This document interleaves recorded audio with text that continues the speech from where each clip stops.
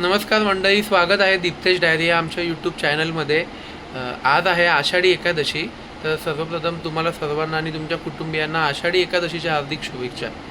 आज आम्ही वडाळा येथील विठ्ठल रुक्मिणी मातेच्या मंदिरात जात आहे। तर खूप जुनं मंदिर आहे मित्रांनो, ते जवळजवळ 400 वर्षापूर्वीचा त्यांचा इतिहास आहे।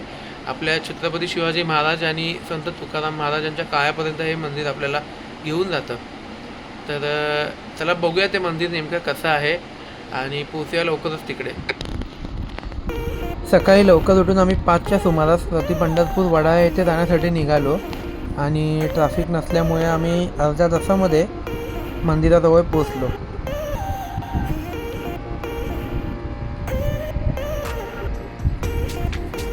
आणि हे मंदिराचं मेन प्रवेशद्वार आहे आणि तुम्ही बघू शकता की उजव्या साईडला वडाळा येथील अतिशय प्रसिद्ध असं राम मंदिर आहे आणि त्याच्यात अपोजिट साईडला थोडं पुढे गेल्यानंतर प्रति पंढरपूर हे मंदिर आहे।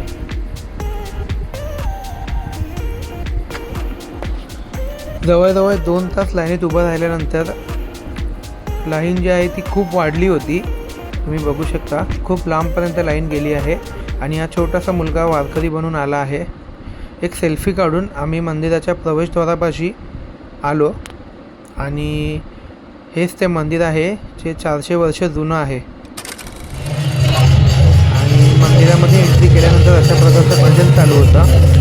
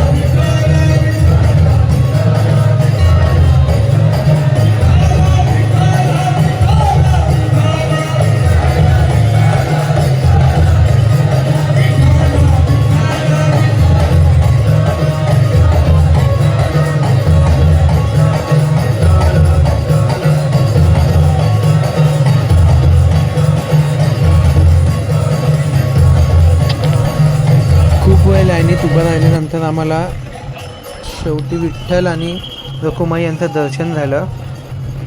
अतिशय सुंदर असलेली ही विठ्ठलाची आणि रखुमाईची ही मूर्ती।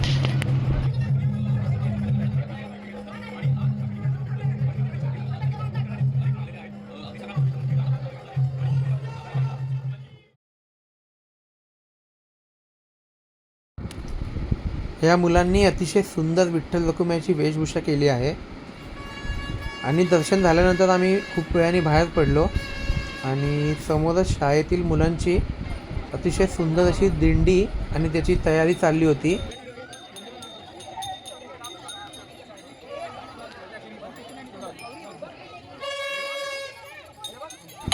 या मुलांना बघून आम्हाला आमच्या शाळेतून निघणाऱ्या दिंडीची आठवण झाली।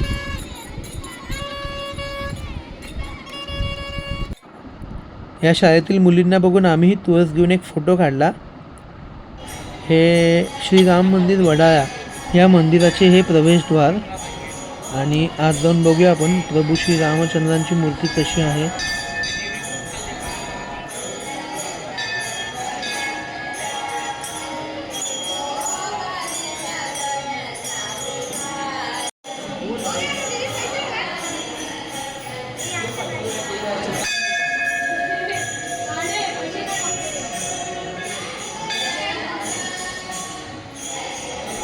व्हिडिओ आवडला असेल तर नक्की व्हिडिओला लाईक आणि चॅनलला सबस्क्राईब करा. भेटूया लवकरच आपण पुढच्या व्हिडिओमध्ये.